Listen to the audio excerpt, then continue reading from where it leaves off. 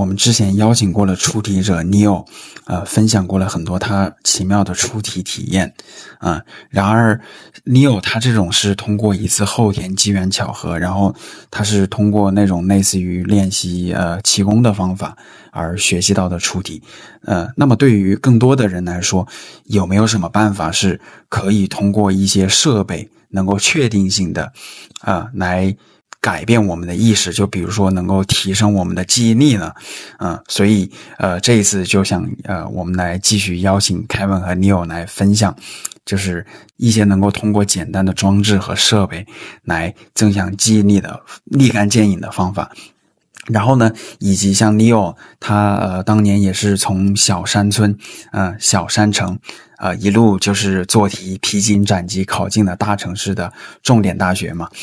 所以我也想来邀请 Neo 来分享一下，就是有没有什么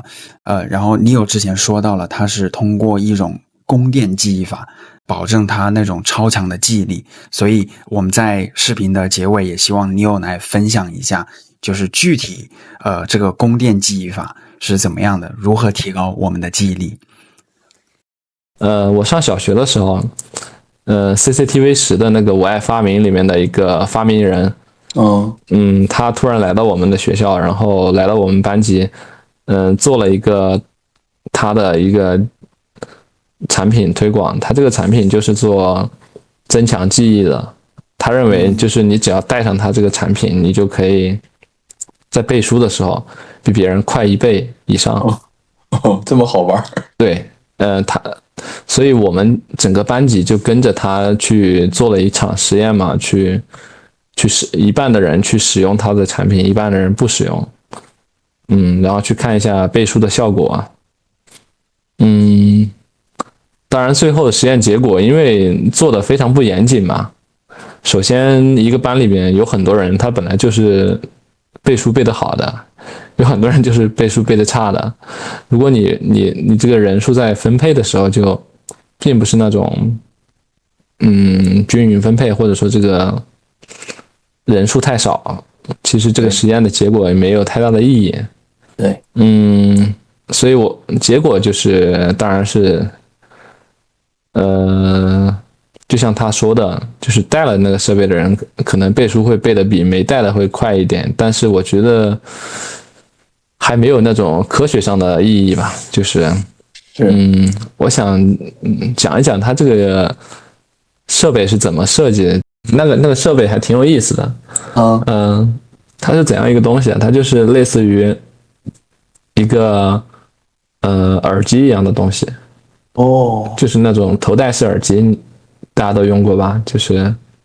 它会有一个话筒，然后有2个耳罩嘛。它那个东西类似于一个简化的耳机。它当然就是没有就是外接任何这个数据线或者说电源线一类的，它就是一个就是线性结构的一个像是一个耳罩一样的一个东西，然后它比耳罩会多一个话筒。然后它这个话筒和这个耳罩呢，它都是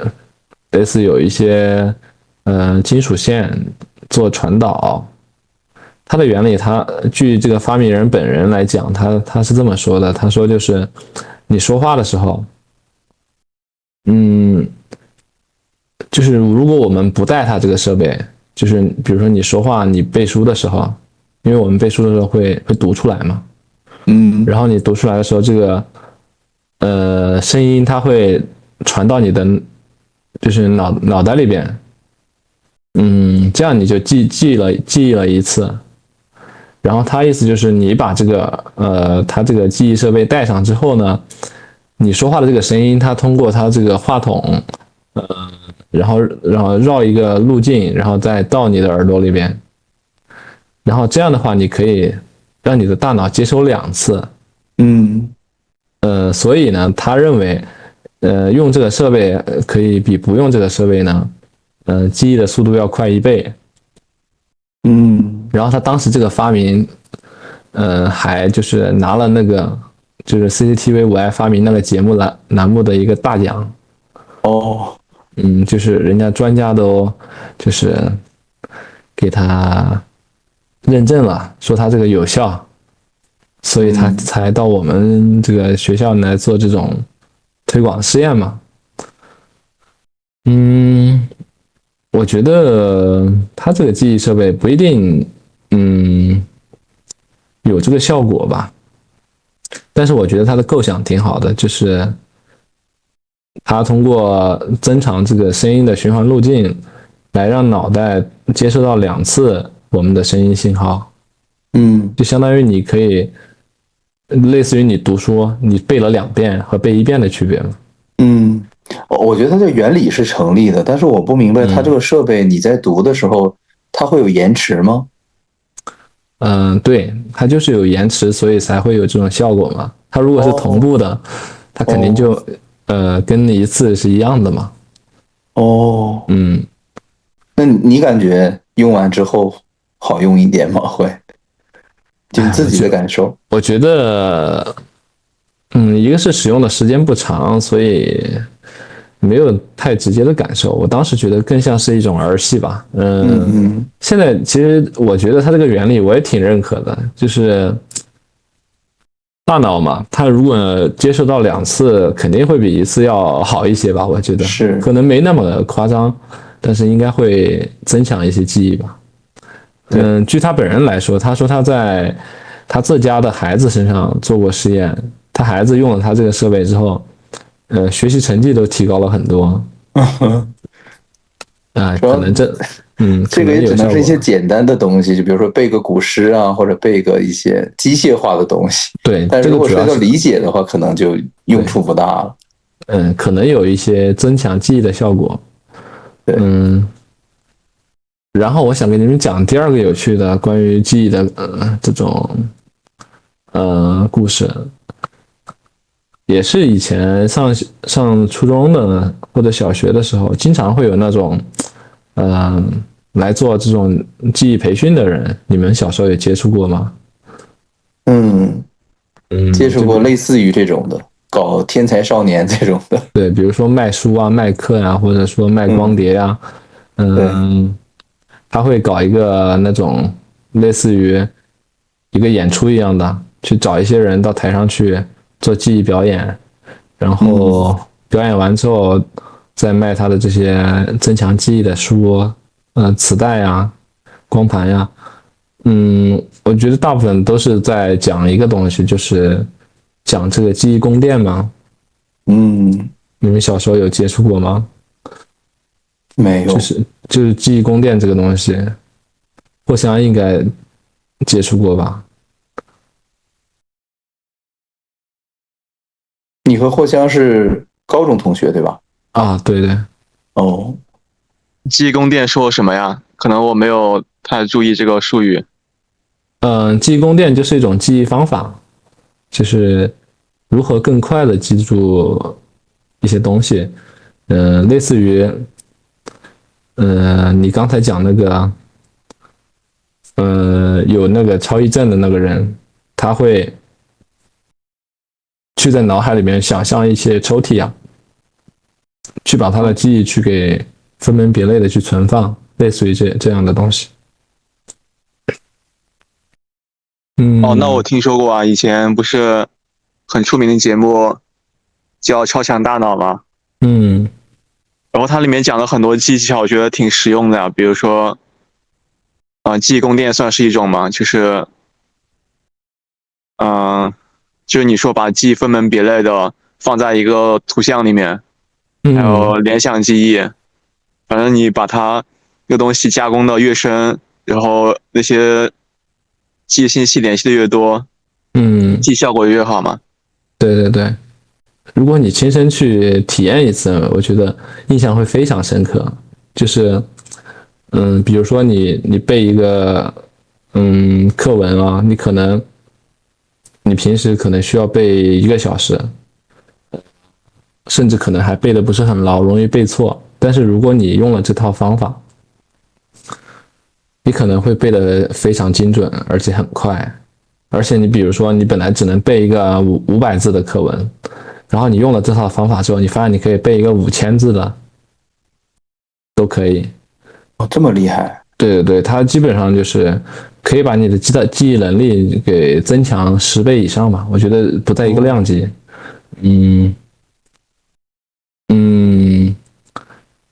它的基本原理其实很简单，其实这个记忆方法它在很早的时候就有了，就是在中国古代的时候就有了，然后这个记忆方法一直流传到现在，其实它非常实用，它的大概的原理就是把我们对这种，其实就是最基本的原理就是建立这些我们需要记忆的这些事物之间建立一些联系，给它相当于去搭桥。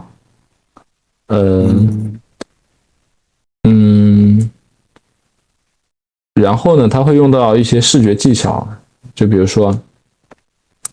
我们看这个图片的时候，其实我们眼睛就是能够捕捉到很多信息。它就运用我们这种眼睛的这种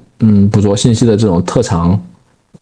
所以它会在记忆一个事物的时候，尽可能的去在视觉上去建立这种联系。比如说，它把所有的记忆信息都给融合到一个图片里边，或者融合到一个场景里边。它为什么叫记忆宫殿呢？我给你们讲一下，就是它就是讲这个记忆就像是一个城堡一样的东西，一个宫殿嘛。宫殿里边类似于你自己的家一样，就是你对你的家是不是很熟悉，对不对？你可以知道你家的厕所在哪儿，你家的厕所隔间里面放了什么东西，其实你现在一想，其实你都能想到，是吧？对，就是你对你的家其实非常熟悉，比如说你家客厅有哪些家具，家具上摆了什么，你家的卧室又放了什么东西，摆了什么，或者说是什么色调的，有什么就是这种细节，其实你都是记忆非常深刻的，因为你天天都生活在这个环境里边，对吧？所以呢，你要记住一个就是信息量很大的陌生的东西的时候，最快捷、最简便的方法就是把它跟你最熟悉的东西去做一个搭桥。那这个也属于联想记忆法吧？对对对，它就是运用联想这个功能。但是呢，它因为它借用了你最熟悉的一些事物，所以呢，你会在短时间内迅速的记住大量的陌生内容。是，这个方法就是当你没有去使用或者去练习的时候，你会觉得很陌生，会觉得很难去操作。但是如果你真的去练习、去学习这个记忆方法的话，你会发现它的成效是非常显著的，就是你只要练过一次，可能你终身难忘。对，因为我当时学那个就天才少年的时候，他也跟我们讲过类似的这种方法，然后确实是有用的，然后有一些可能现在还记得，然后但是当时可能会觉得有点麻烦吧，就是觉得你还要去联想本身你记这个单词啊或者这个东西本身就有点累了，然后还要去联想一个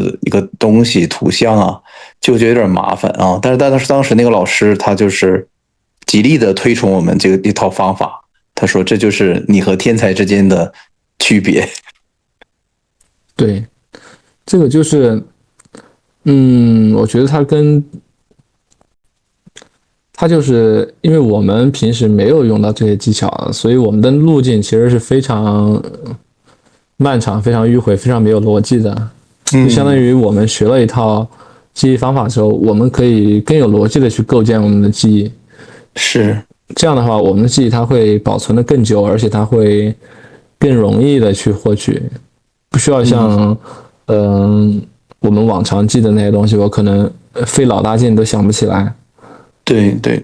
这点我其实挺认可的，因为我感觉有一些老师哈，他讲课就是你会记得非常的牢，因为他讲课就会像类似于用你说的那种和我们生活中熟悉的东西去进行一个建立连接、一个联想，然后你会觉得你当堂课下来之后，这个记忆点、这个知识点，你就很难再忘了。然后我记得我在考试的时候，有的时候就会自己微微一笑，因为想起那个老师可能打的那个比方、开的那个玩笑，为了帮助我们记忆的那个玩笑，但是那个玩笑会让你真的是很高效的记下来，然后把那道题做对。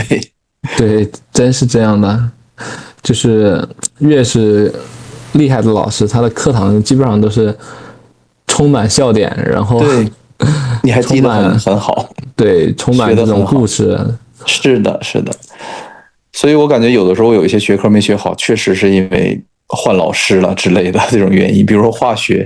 后来就是高中那个化学老师，他讲课就非常的枯燥乏味。然后第一个生物老师就是一个新老师，刚毕业的，就很那种一板一眼的讲课。然后后来换了一个生物老师之后，就相对来讲风趣了一些，然后有经验一些，一个女老师。然后我的生物成绩一下子就上去了，突飞猛进的。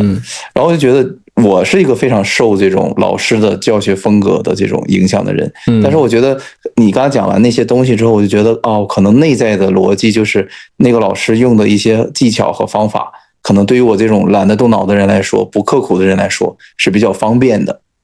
对对，就是他其实做了很多功课，他把那些比较抽象的知识还有这些公式，他